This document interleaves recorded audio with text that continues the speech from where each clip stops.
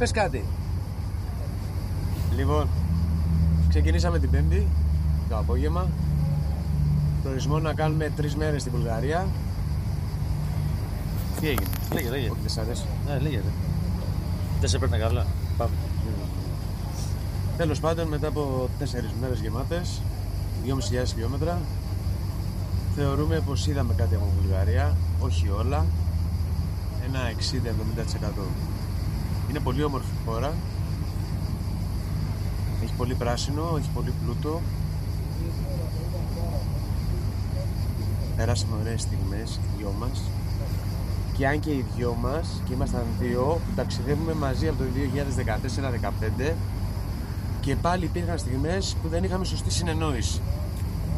Αυτό όμως ξεπερνιέται. Αρκεί να γνωρίζει ο ένας τον άλλο και πάντα να κάνει ένα βήμα πίσω εκάστοτε. Γιατί έτσι είναι αυτά και έτσι είναι όταν ταξιδεύεις στο εξωτερικό. Η Βουλγαρία είναι μια πανέμορφη χώρα. Ξεκινάμε από εκεί. Πάρα πολύ πράσινο. Πάρα πολύ πράσινο. Δηλαδή το πίστευα θα δούμε τόσο πράσινο. Δηλαδή έβλεπες δέντρα τύπου σαν πλατάνια. Δεν ήταν πλατάνια, κάτι άλλο ήταν. Θυμάμαι τώρα ήταν. Να κλείνουν το δρόμο και όχι ξέρω εγώ ένα κομμάτι, 500 μέτρα κλείνουν το δρόμο και λες α, τι ωραίο. Κοίτα να δεις, σκοτίνιασε, έχουν κλείσει το δρόμο. Μιλάμε για χιλιόμετρα. Να είναι κλειστός ο δρόμος από δέντρα για χιλιόμετρα. Και λες, μα τι κάνω. Και όχι αυτό.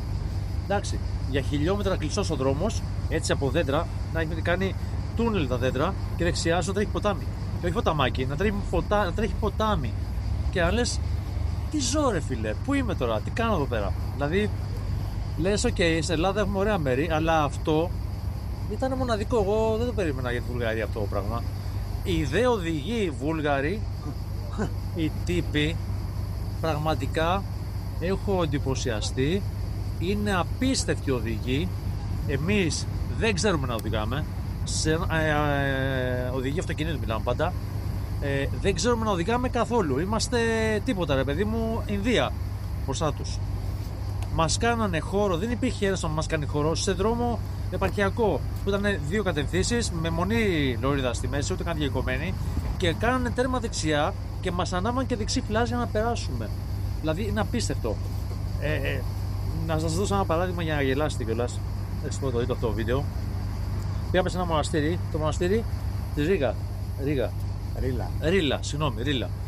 Και κάποιος ρε παιδί μου πήγε και μου έκανε σφίνα. Δηλαδή είχαμε πάθει σοκ από την οδήγησή τους. Και πάω να παρκάρω και εκεί πάω να παρκάρω γιατί άρχισε και μου κάνει σφίνα. Και δεν μιλάω γιατί λέω εντάξει, Βούλγαρος είναι. Μπορεί απλά να είναι τρελός. Και ήταν Έλληνας. Και πραγματικά στη Βουλγαρία τσακώθηκα με Έλληνα. Δηλαδή μόνο Έλληνας θα μπορούσε να κάνει τη λακεία.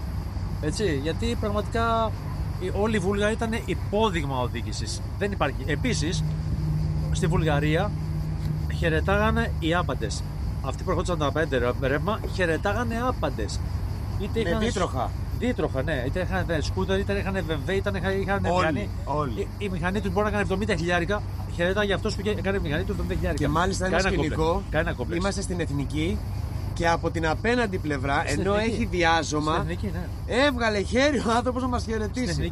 Αφού είχαμε βαρεθεί και λέμε εντάξει τώρα, τι θα γίνει. Στη Θεό, αυτά τα τσιμπετένια τα μεγάλα και έκανε όλους από απέναντι έτσι. Και λέμε, μας τρολάρουν. Δηλαδή, κουραστήκαμε μας να κάνουμε. Έχουν περάσει για Έλληνες και μας τρολάρουν, λέμε. Δεν γίνεται διαφορετικά. Να κάνουμε έτσι στο χέρι μας. Μιλάμε για πολύ χαιρετούρα. Τέλος πάντων, είναι πολύ ωραία εμπειρία να βγαίνεις στο εξωτερικό. Δεν είναι κάτι δύσκολο, όποιος το φοβάται. Μακάρι όποιος δεν έχει πάει να πάει και μην φοβάστε τίποτα. Δεν είναι τίποτα χειρότερο από ότι είναι εδώ. Μην ακούτε τι λένε. Όπως προσέχετε εδώ, έτσι και προσέχετε στο εξωτερικό, το ίδιο και το αυτό. Απλά τα πράγματα.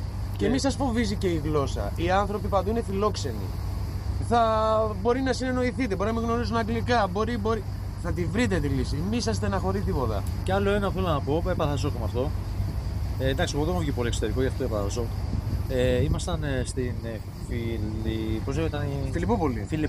Φιλιππόπολη και είμαστε πεζοί, κάνουμε βόλτα σε ένα εμπορικό κέντρο και φτάνουμε στη διάβαση πεζών. Δεν έχουμε κατέβει από το πεζοδρόμιο, απλά έχουμε φτάσει στη διάβαση πεζών, κοιτάμε δεξιά-αριστερά για να περάσουμε. Και εγώ ήταν ένα φουριόζο, μαλλιά κουβάρια, με ένα Βούλγαρο μέσα. Και ο τύπος φρενάρει και σταματάει στη διάβαση και μας λέει περάστε. Και του λέμε όχι, παίρνα. Και μας λέει όταν έγινε νευριασμένα, περάστε. Δεν έφυγε από εκεί άμα δεν περνάγαμε.